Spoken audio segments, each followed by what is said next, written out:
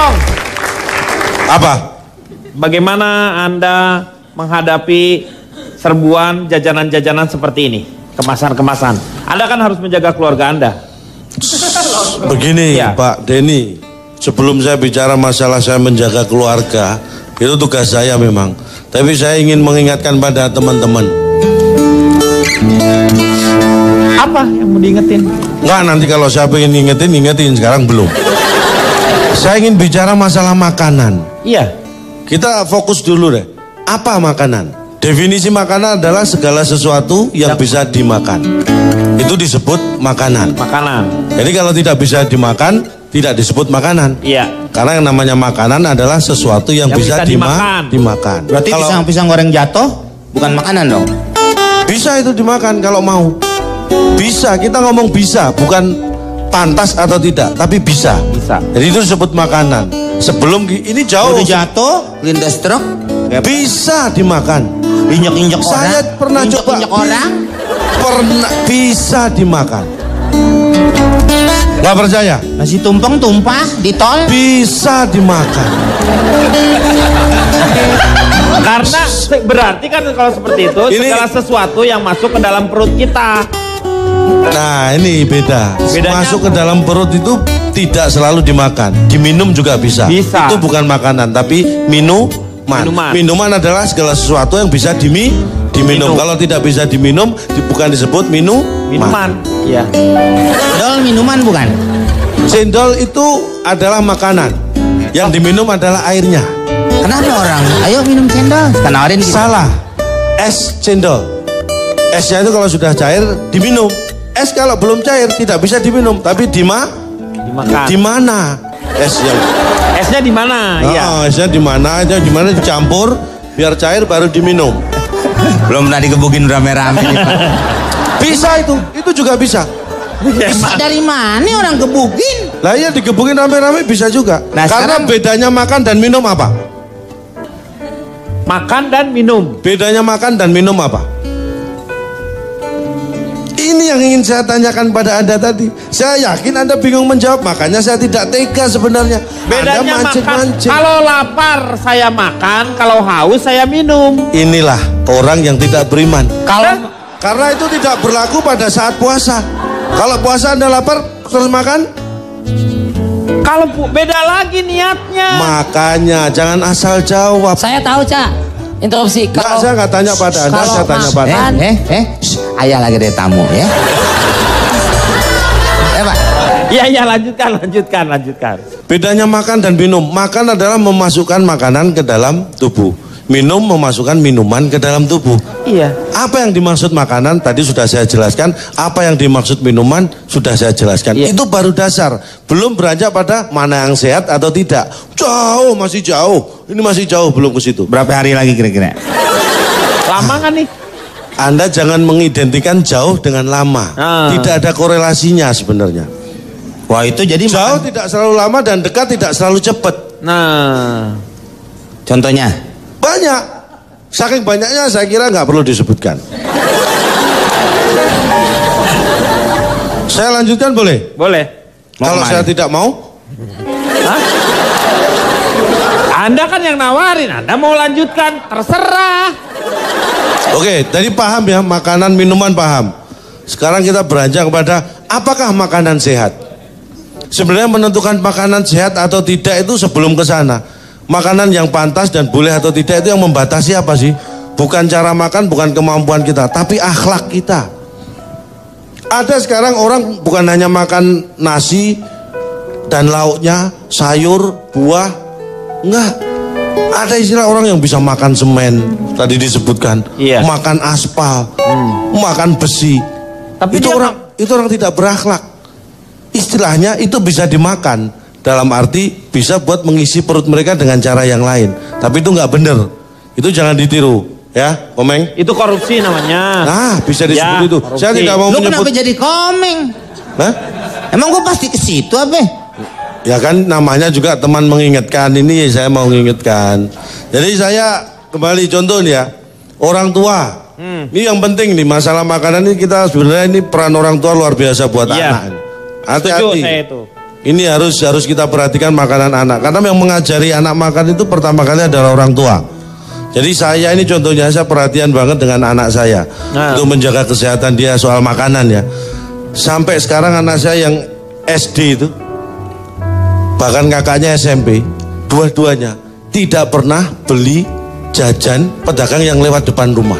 Gak pernah sampai sekarang. Gak mungkin. Saya selalu mengawasi, walaupun tidak saya awasi, karena saya juga tidak mungkin 24 jam mengawasi. Mana tapi bisa, saya yakin. anak kecil loh itu anak kecil. Anak kecil pasti Anda punya cara yang efektif atau seperti Itulah apa? yang ingin saya ungkap di sini.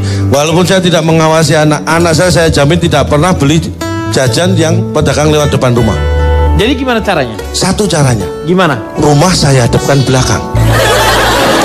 Jadi dia nggak akan jajan lewat depan rumah, jajannya belakang rumah. Itu satu. Jadi biarpun nggak saya awasi, dia nggak bakalan beli jajan yang lewat depan rumah. Terus belakangnya sekarang lu ngadep ke mana? Ngadep kemana? Itu belakang rumah? Jadi ke jalan kan? Ada tetangga. Iya. Saya kerja sama tetangga. Loh tetangganya terus jadi di... Rumah tetangga saya jadikan jalan. Lu ribut dong sama tetangga, enak aja lu pakai jalan. Nggak masalah saya ribut dengan tetangga, yang penting anak saya makan makanan yang sehat.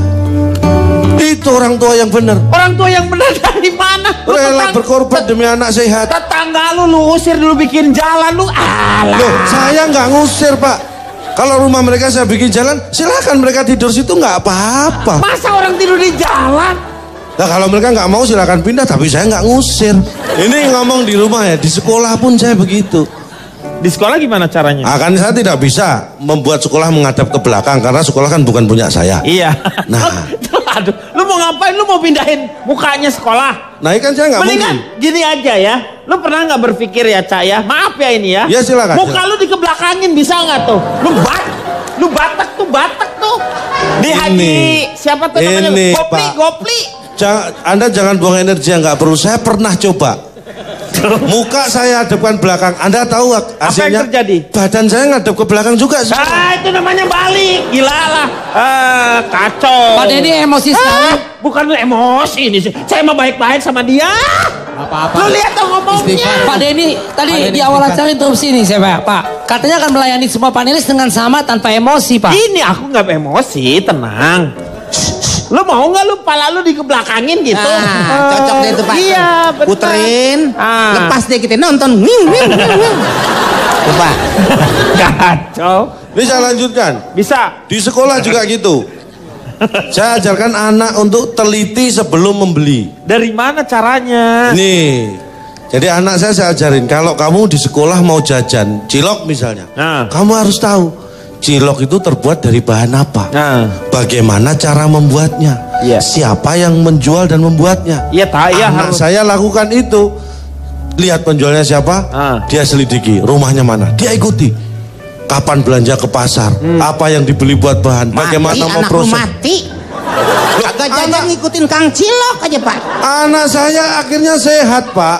Sehat tapi ya? Sehat, gak pernah terjebak makanan yang gak bener.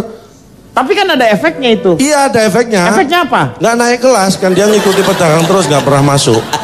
Yang penting sehat. Suruh tukang cilok lu ikutin. Loh, ini kan tukang bakso lu ikutin. Kita akan bicara tentang bagaimana anak sehat, bukan bagaimana anak naik kelas kan.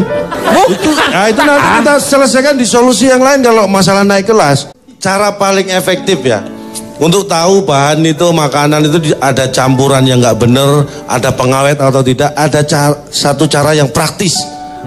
Walaupun ini mungkin kurang efektif, tapi praktis. Sebelum kita beli, kita tanya pada penjualnya, ini dagingnya dicampur atau tidak? Ya itu nggak akan praktis. ngaku, Dia akan jawab kan, oh tidak Pak, atau ada ragu-ragu dengan jawaban. Iya kalau misalnya bohong atau tidak maksudnya gitu. Iya dong. Nah ada satu cara yang praktis untuk tahu dia bohong atau tidak. Kita tanya, kamu bohong atau tidak? Itu praktis. Dia nggak bohong lagi, Cak. Kalau dia bohong lagi, ya udah nggak usah dibeli. Orang dari tadi dibohongin, masa Anda ngotot? Oh iya benar. Nah, ya, tuh kan? Iya. Ini saya melakukan survei sedikit. Ini kena virus konyol gua nih. Nggak apa-apa, rasakan saja. Rasakan gimana sih? Jadi begini, saya survei 100 penjual jajan gorengan. Jadi ternyata dari 100 penjual jajan gorengan tidak ada satupun yang jajan rebusan. Namanya juga gorengan, masa pakai rebusan? Ya makanya saya ingatkan supaya Anda tidak keliru seperti saya. Tinggal aja yuk, kita tinggal, lu sakit hati kayaknya ada perasaan. Ini bukan sakit hati, Enggak, sakit ini jiwa. bisa-bisa saya tinggal loh ini. Loh, kamu yang ditinggal. Lah ya sebelum itu terjadi. Jadi Bahannya emang lu yang diperluin, pakai lu mau ninggal gitu. iya. Oh iya. Jadi dari 100 penjual jajan gorengan itu Ya. semua menjawab iya. Dan Menjawab tidak apa semua iya? menjawab tidak. Pertanyaannya apa?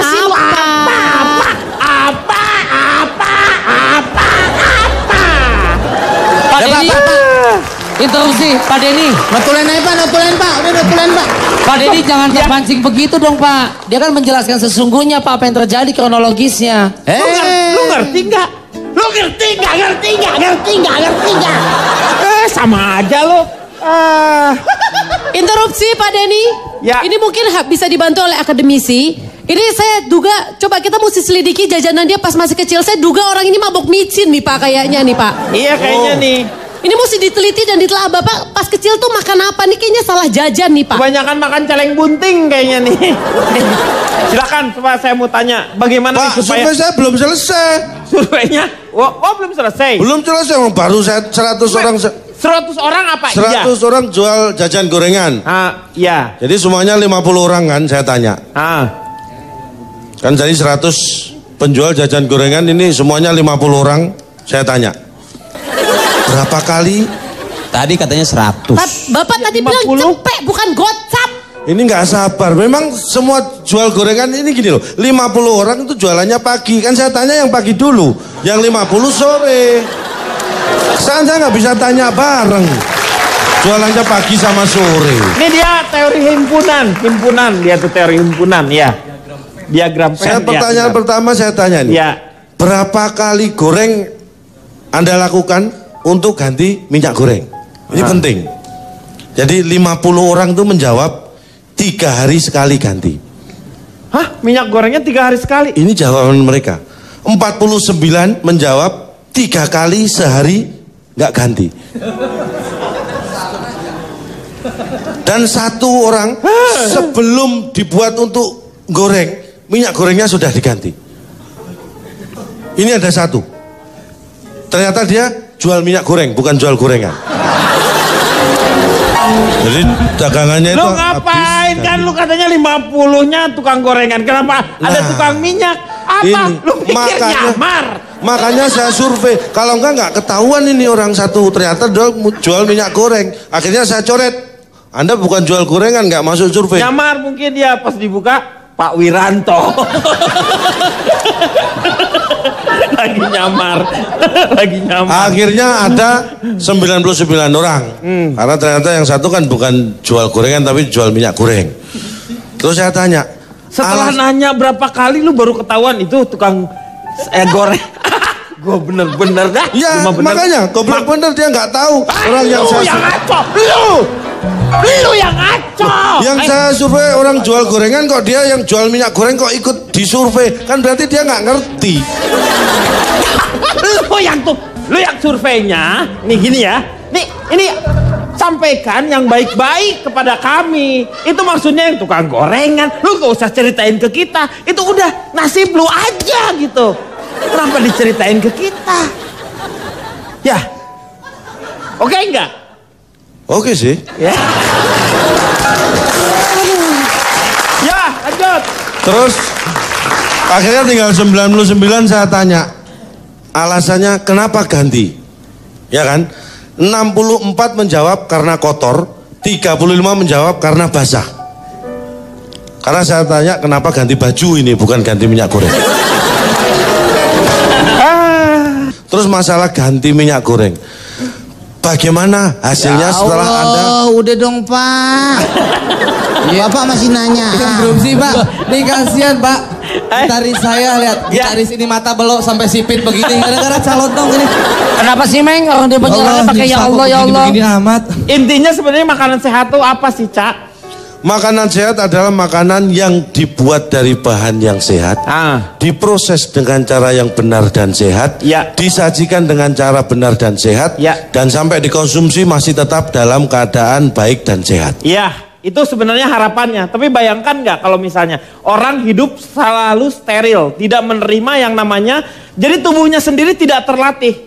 Orang kampung dengan orang yang kaya yang diproteksi dari awal, mereka anak kampung tuh buka baju dia berenang kemana-mana hujan-hujanan. Setelah besar ternyata yang anak orang kaya itu lebih mudah kena penyakit dibanding dengan si anak kampung. Itu betul, tapi Anda salah memahami kata-kata saya. Anak kampung buka baju dan sebagainya itu bukan berarti tidak sehat loh. Saya tidak ngomong bersih dalam arti steril dari apapun, bukan. Ini ngomong sehat. Contohnya anak saya, ini saya ceritakan anak saya yang... Udah. Gak usah contoh. Contohnya Michael Jackson, Pak.